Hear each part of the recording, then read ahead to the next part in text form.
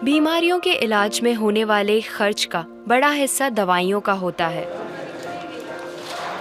हमारी टीम की एक सदस्य ने आमतौर पर काम आने वाली कुछ दवाइयों का एक प्रिस्क्रिप्शन डॉक्टर से लिया। फिर उन्होंने ये दवाइयाँ बाजार में एक केमिस्ट की दुकान से खरीदी। कितना? 2151। और यही दवाइयाँ उन्होंने जेनेरिक मेडिसिन्स की दुकान से भी ली। कितना हुआ इसका? 354। दवाइयों की कीमत में जमीन आसमान का फर्क दिखाई दिया। राजस्थान में कम कीमत में मिलने वाली इन जेनेरिक दवाइयों की शुरुआत की चित्तौड़ के पूर्व कलेक्टर डॉक्टर समित शर्मा ने।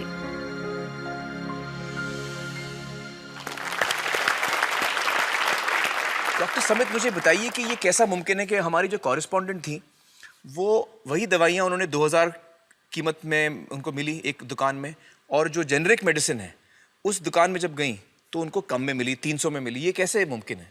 ठीक इसी समय प्रतिक्षण प्रतिपल एक ट्रेजेडी हमारे चारों ओर घट रही है। अर्थक्वेक की या कोई सुनामी की बात करें, उसमें जितने लोगों की जानें एक दिन में जाती हैं, उससे ज़्यादा जानें प्रतिदिन इस ट्रेजेडी की वजह से जाती है। वो क्या ट्रेजेडी है? वो ट्रेजेडी ये है साहब कि जो दवाइयों की जो वास्तविक कीमत है वो तो बहुत ही कम है, पर जो दवाइयाँ हम जब बाजार से खरीद के लाते हैं तो हमें वो 5 गुना, 10 गुना, 20 गुना, कई बार तो 50 गुना से भी ज़्यादा दामों पे हम उसको खरीदते हैं।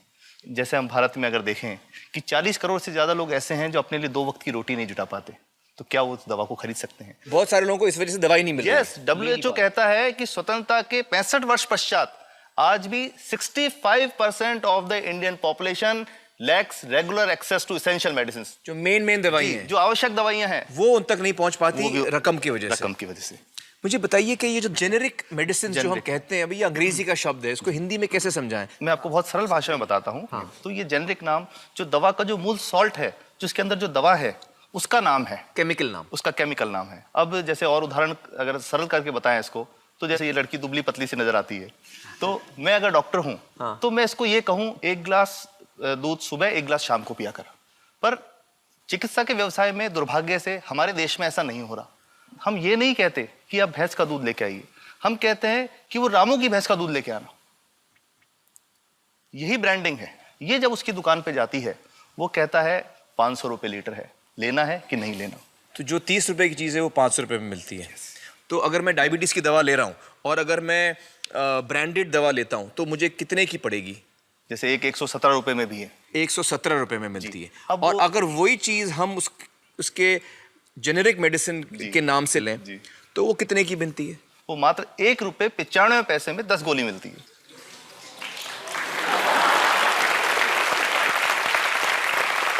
और दोनों गोलियों में कोई फर्क नहीं है किसी किस्म का? 100% समान, क्योंकि इसकी उत्पादन लागत ही इतनी है। उसका manufacturing, packaging, transport, retail margin, जो उसके मार्जिन जो हैं, जो हमारे ज्यादा वो सब मिला करके उतने की ही पड़ती है।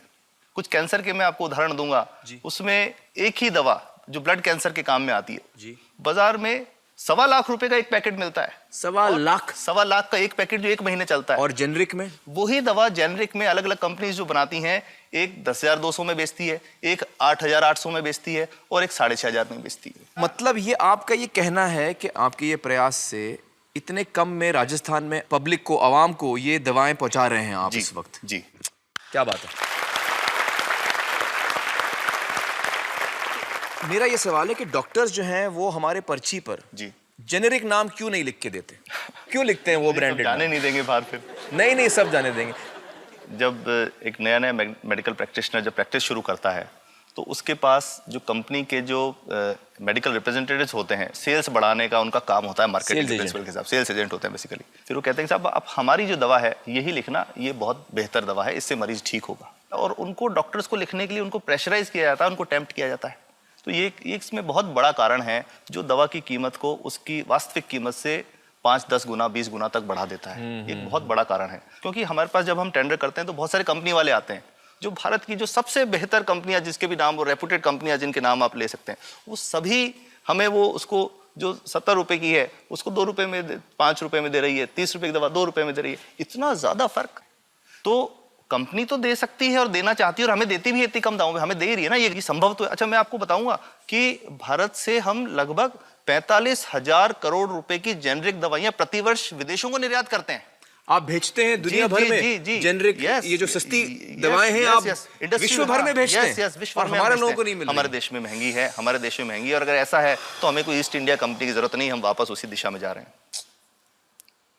आपने जब ये शुरू किया तो आपको कोई रेजिस्टेंस फेस करना पड़ा राजस्थान में?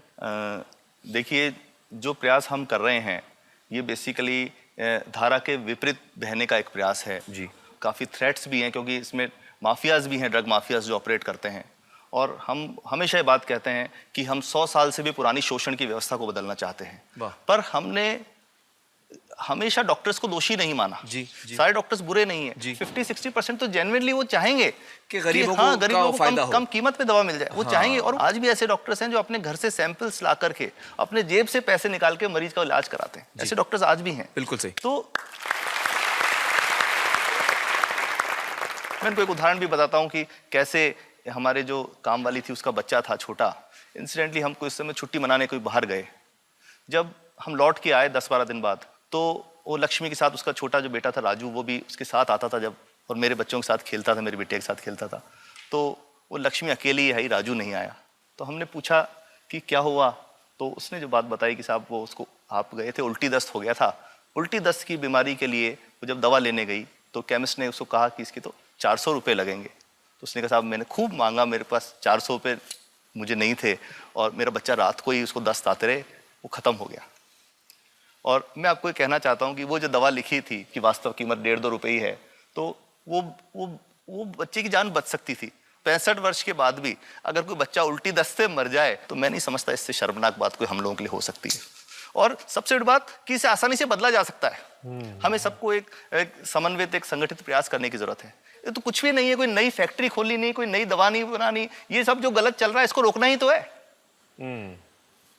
तो दोस्तों, डॉक्टर समित की बातों से हमें यह पता चला है कि दवाइयों का जो कॉस्ट होता है, जो उनको बनाने का खर्च होता है, वो बहुत ही कम होता है, और हमें इन कम दामों में ये दवाइयाँ मिल सकती हैं अगर हमारी राज्य सरकार जेनेरिक मेडिसिन की दुकानें खोले, जैसे राजस्थान सरकार ने किया है, और जिसके लिए हम उन्हें सलाम करते हैं। एक बात और, अगर आप एक एनजीओ हैं और आप जेनेरिक मेडिसिन की दुकान खोलना चाहते हैं तो department of chemicals and fertilisers आपको 50,000 रुपए की ग्रांट भी देता है। डॉक्टर समित, आपने बहुत ही बेहतरीन काम किया है और इस बहुत ही अहम मुद्दे पर रोशनी डालकर हमारी आंखें खोल दी हैं, और हमारी दुआ यह है कि जो काम आपने राजस्थान में शुरू किया है वो हर राज्य में फैले, देश के कोने कोने में फैले। बहुत बहुत शुक्रिया हमारे साथ बातचीत करने का doctor Samit, thank you so much.